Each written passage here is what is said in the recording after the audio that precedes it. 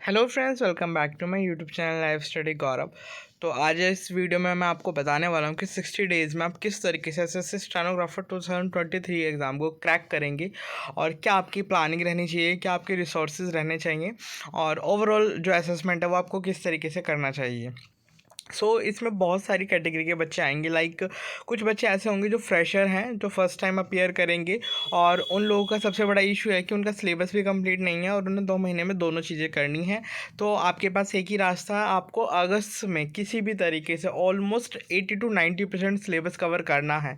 मैंने यहाँ से जीएस को हटाया है, सिर्फ मैंने बोला है इंग्लिश और रीजनिंग का सिलेबस कंप्लीट करना है। मतलब इंग्लिश और रीजनिंग में आपको क्या करना है, इंग्लिश में आपको मैक्सिमम ग्रामर कवर कर लेना है और रीजनिंग में आपको सारे चैप्टर्स ऑलमोस्ट क्लियर हो जाने चाहिए। और उसके अलावा जो आपकी वोकैबुलरीज का पार्ट है वो भी आपका स्ट्रॉन्ग हो जाना चाहिए 1 मंथ के अंदर अंदर। तो आपको अगस्त सिर्फ क्या करना है, इंग्लिश और रीजनिंग प्रिपेयर करना है।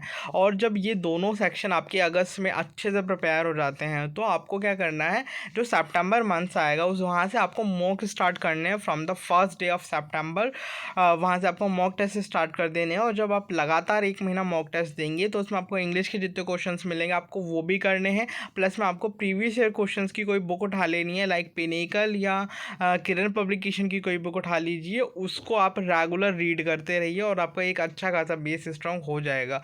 और अगर जो बच्चा तीनों सब्जेक्ट एक ही साथ डील करना चाहता है तो उसके लिए यह है कि इस टाइम आप पहले ग्रामर को करें, ग्रामर कंप्लीट कर, मतलब मान लो आज आपने नाउन करा, नाउन के चैप्टर पढ़ा पूरा अच्छे से और फिर उसके बाद उसकी प्रैक्टिस शीट होती है कि नाउन के क्वेश्चन किस किस तरीके से डिराइव करे जा सकते हैं। उसे कंप्लीट करने के बाद आपको वोकैबुलरी सेक्शन करना है। वोकैबुलरी सेक्शन करने के बाद आपको मान लो रीजनिंग का कोई चैप्टर कंप्लीट करना है, लाइक सीरीज़ कंप्लीट करना है, फिर आपको सीरीज़ के क्वेश्चंस लगाने हैं। देन आपको स्विच करना है आपका जीएस सेक्शन पे। जीएस सेक्शन के लिए आप थ्योरी को अवॉइड कर सकते हैं इस टाइम, क्योंकि अगर आपने बिल्कुल ही नहीं पढ़ा है तो आपके लिए थ्योरी किसी काम की नहीं है। तो आप लोग डायरेक्ट प्रीवियस ईयर क्वेश्चन पे स्विच करो और उन्हें क्रैम्प करने की कोशिश करो। किसी भी बुक से उठाओ, डेली के 100 से 200 क्वेश्चन आप रटना शुरू कीजिए और आप एक अच्छा चेंज अपने अंदर देखेंगे।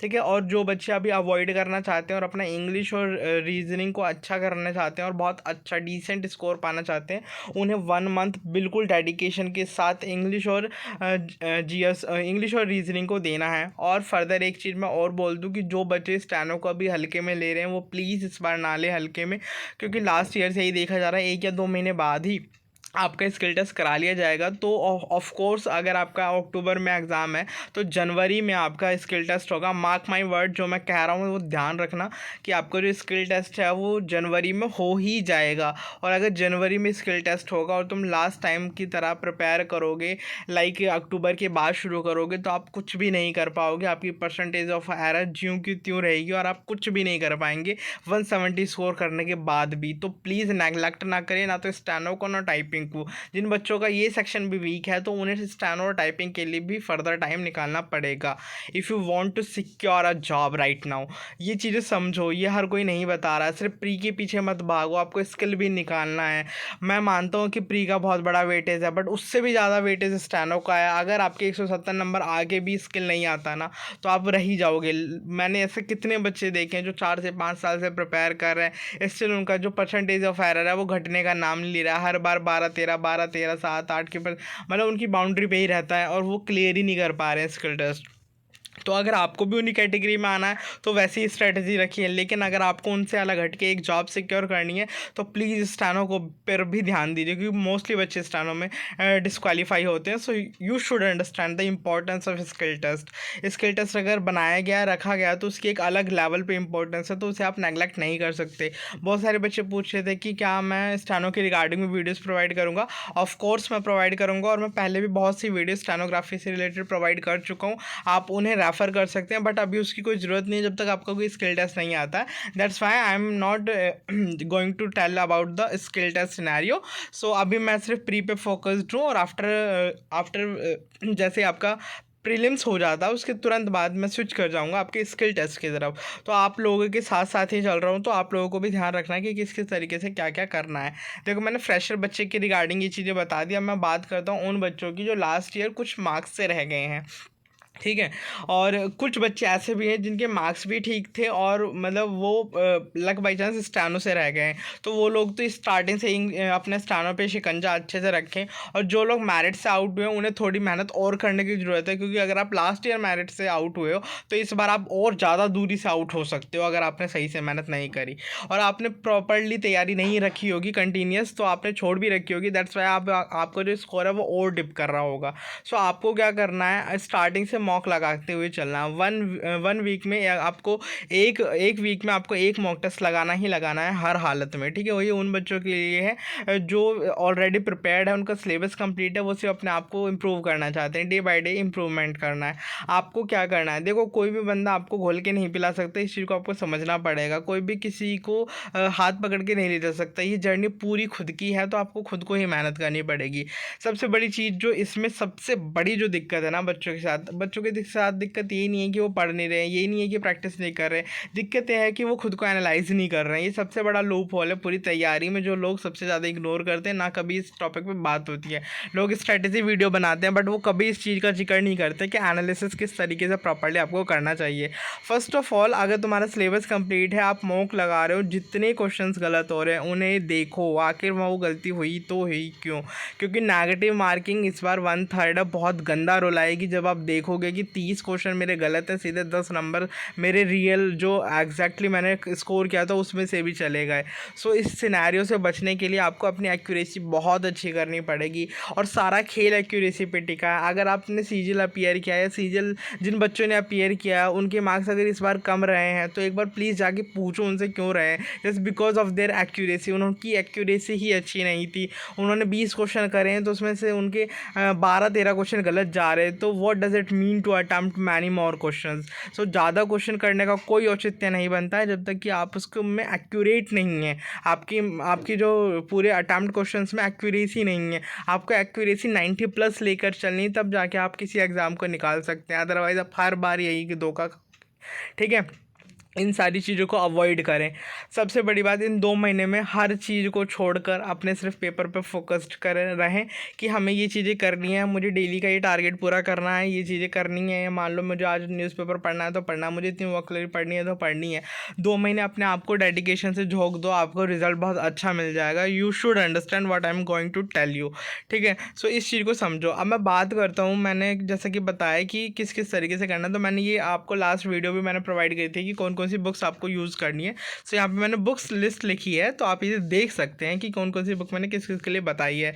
अब मैं बात करता हूँ कि बहुत सारे बच्चे पूछ रहे थे कि पेपर को अटैम्प्ट किस तरीके से करना है, तो मैं बता दूँ कि फर्स्ट ऑफ ऑल मेरे हिसाब से जो मैंने हमेशा अटैम्प्ट किया है, जो मैं प्रीफर करता हूँ, मैं सबसे पहले जीएस सेक्शन को डील करता हूँ, उसके बाद मैं इंग्लिश सेक्शन को डील करता हूँ, उसके बाद मैं रीजनिंग सेक्शन को डील करता हूँ। और रीजनिंग सेक्शन में मैं फर्स्ट गो में जितने क्वेश्चन हो जाते हैं, लाइक मैंने फर्स्ट अटैम्प्ट में करा और मेरे 42 या 43 क्वेश्चन हो जाते हैं, तो मैं थोड़ी देर के लिए ब्रेक लेता हूँ, फिर मैं दोबारा इंग्लिश पे स्विच करता हूँ। उसमें जो क्वेश्चन मैंने छोड़े होते हैं या कुछ क्वेश्चन में मुझे डाउट होता है, फिर उन्हें मतलब रिव्यू कर लेता हूँ, या फिर जो पैसेज के क्वेश्चन होते हैं या क्लोजेस के क्वेश्चन होते हैं उन्हें मैं एक बार और देख लेता हूँ कि वहाँ कोई गलती तो नहीं होगी, कोई पार्ट ऐसा मिस तो नहीं हो गया मेरे जल्दी जल्दी पढ़ने में। क्योंकि कितनी बार ऐसा होता है कि हम नोट नहीं देखते हैं, जैसे पैसेज में होता है कि कौन से फीचर नहीं थे इस पैसेज में, दैट्स वाई मतलब थोड़ा सा होता है पैसेज में, तो पैसेज में गलती होने के चांसेस बढ़ जाते हैं अगर हम उसे जल्दी जल्दी करने की कोशिश कर रहे हैं।